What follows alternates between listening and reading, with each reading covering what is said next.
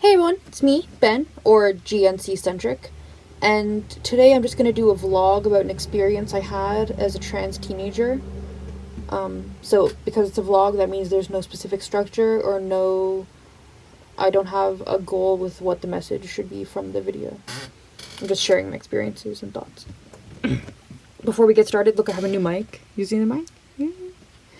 My old mic was like, first it was only recording intermittently, and then it stopped recording, and then it was recording, but it was just like screechy noises, like wee, wee, wee, wee, wee. It was like really weird. So thank you to all the people who donated to my Ko-Fi and PayPal a few months ago. So now I've gotten rid of that other mic that doesn't work, and I have finally bought this one. Okay. So the story I'm about to tell you took place, I think it was 2012. I was 16 and my friend was 15. We were both trans men. So how it all started is we were going to this trans youth group called Trans Youth Toronto at the 519, which is a gay community center in like the gay village of Toronto. And through that we met some trans women who were talking about, there was this trans woman in Canada, in Ontario, my province, who was being incarcerated in a male prison. And to us, this was like literally the worst thing possible, because obviously this was a female who was being attacked every day by males, and it wasn't fair to them and all this stuff. So at the time, Bill C16 was, well, that's when it first came into my periphery. So for those of you who don't know, Bill C16 is to amend the Canadian protected characteristics like religion, race, sexuality, that kind of thing, to include gender identity and gender expression. So what this meant was that you would have to respect trans people's identity by law, which somehow meant that this, I don't know specifically the legal technicalities, but somehow meant this trans woman would be able to go to a female prison. So we were like kids, and we were like, yeah, of course we need to help this trans woman, right? So we wanted to go to the rally. There was gonna be a protest in front of a government building. I can't remember why we couldn't go, but we couldn't. So instead, we were like, we can go to the preparation to help make posters and buttons and stuff like that. I think it was like the day before the rally or something. We met up in the basement of a different community center that was like across the street from the 519.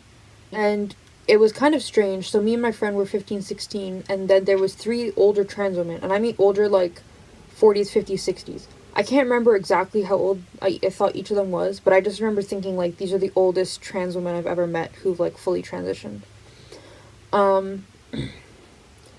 So I was kind of actually interested because they're like old school. I was like, these are people who transitioned 20 years ago. Like I want to talk to them, see what's different now, that kind of thing. They were like a nurse and an administrative assistant, and they had like solid jobs, and they were talking about how like they had a job and they saved up money but they couldn't have a family or stuff like that. And I remember just thinking like, these are older trans people who've like got their shit together, who are now taking their time and energy to help other trans people. Like, that's what you're supposed to do. I was like, these are like the right kind of trans people or something. I don't know. I just had like lots of feelings of approval for these people. So we started making posters and pin back buttons, and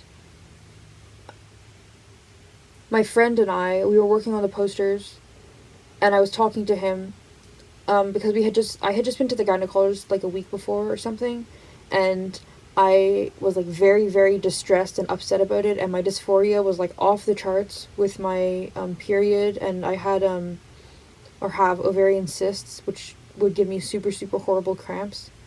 And I was just saying like, I'm a trans guy. I should be able to have my ovaries and uterus removed. Like, I shouldn't have to deal with this bullshit. So we're like, you know, talking about how horrible our periods are and we hate them and stuff like that. And then one of the older trans women, she like butts in and she says, you don't know how lucky you are. we only wish we could give birth to children. We only wish we had the privilege of a period. You don't know how lucky you are. And I was just like, what the hell? Like, this is a source of my dysphoria. You're telling me it's a privilege to have this thing that causes me dysphoria. At the time, I was genuinely like, do these people not know what dysphoria is? Like, why, like, if they know what dysphoria is and they know how painful it is, how could they dismiss it when it's being subjected to someone else? So now that I look back, I kind of have like two frames of thought about it. Either one, they really, really see us as like females and lesser than them, and they somehow like, their empathy for our dysphoria was like not there. Or two, they really, really never had dysphoria and they transitioned because they were like autogynephilic or something. I don't know. I really don't know. But anyway, I was like taken aback. I was like, how can you tell me that? Like, I didn't say these things, but I was thinking, like, how can you tell me that one of the causes of my dysphoria is a privilege? I was also like so shocked that somebody would say something like that to my face, because at that point I was 16. I was really in like the queer online space, and I had met a couple of trans women who are like, in my opinion, like really crazy. The kind who are like obsessed with giving birth to a child, and you notice that those people never talk about the well-being of the child or like the healthy development of the uterus or anything. They're just like, I need to be a mother of a child. When I was a teenager, people on Tumblr, they had this crazy idea, they still have it, that trans women and trans men can like swap junk, so that a trans woman can get a uterus and a trans man can get a real penis. And I always thought of it jokingly. I was like, I knew like how liver transplants and stuff worked, so I was like, you can't just transplant an organ like that into a different body that it's like not meant for. Like, I think I knew enough about like just medicine to know that it didn't make any sense. But there are some people who like really took it seriously, and in my mind, talking to these older trans women, I was like, these are the kind of trans people who are really like delusional, basically. The trans women I was talking to didn't think that they should or could have a uterus or have a child, but they were just like basically saying like, I think one of them even said like, God has given you this blessing and like you don't have a right to throw it away, or something like along those lines. And I was just like taken aback. Like, I would never have gone up to a trans woman and been like, I've always wanted a penis and you have one, therefore you're not allowed to be sad about having one. Like, what is that? Like, what is that? So I was just like really confused. So eventually later that night, me and my friend went home. I had like glitter on my face, and I had like one of the buttons on my jacket. I had to like hide it all before I got home on the subway. So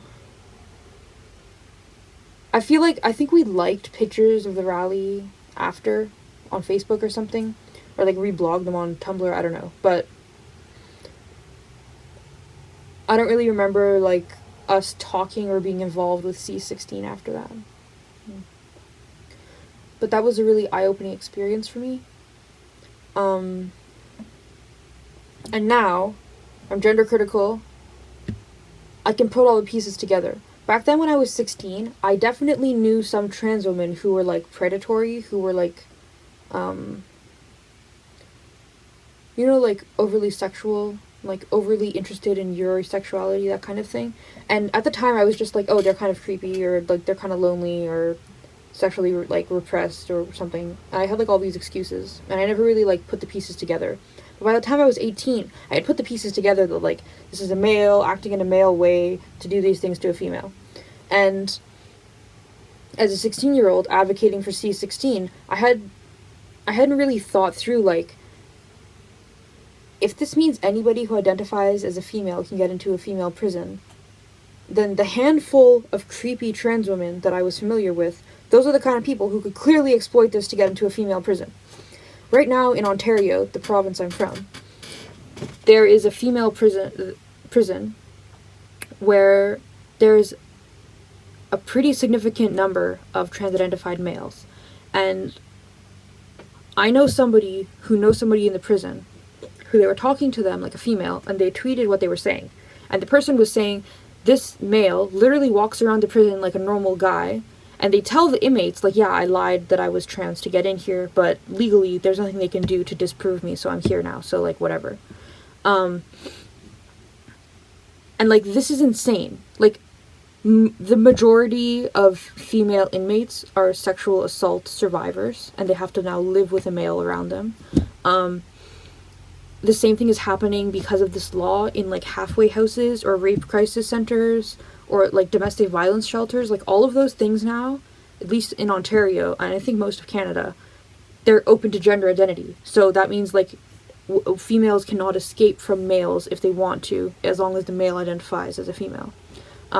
There's actually been stories of, like, women going to, like, rape crisis shelters in Ontario, like, in Toronto, and they go in and there's a trans man, and they leave because they don't feel comfortable, like, after a rape.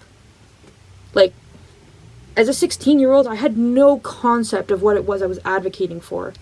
And I think that the trans community is very good at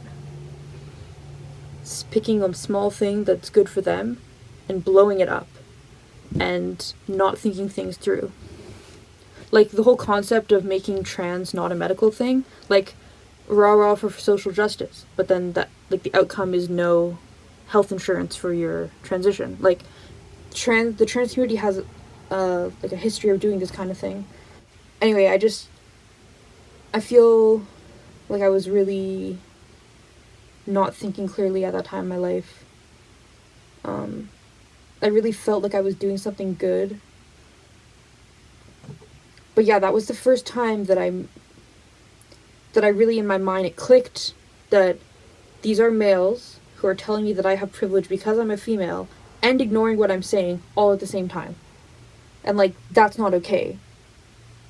Just because they're trans doesn't mean that, like, they can, like, bulldoze whatever I have to say and replace it with what they have to say. Yeah, so it was a weird experience overall. Looking back now, I feel I barely did anything. Like, I made some posters, but I feel guilty for having a part in C16. Yeah, I don't know what else to say to conclude this video. It was just a strange experience for me. It kind of opened my eyes a little bit. Yeah, if you have something to say, if you have a similar story, feel free to comment or ask me questions. As always, feel free to suggest future video ideas. My Patreon, PayPal, and Ko-Fi are in the description. All of my social media is in the description. Please like, comment, subscribe, and share. Thanks very much. Have a nice day. Bye.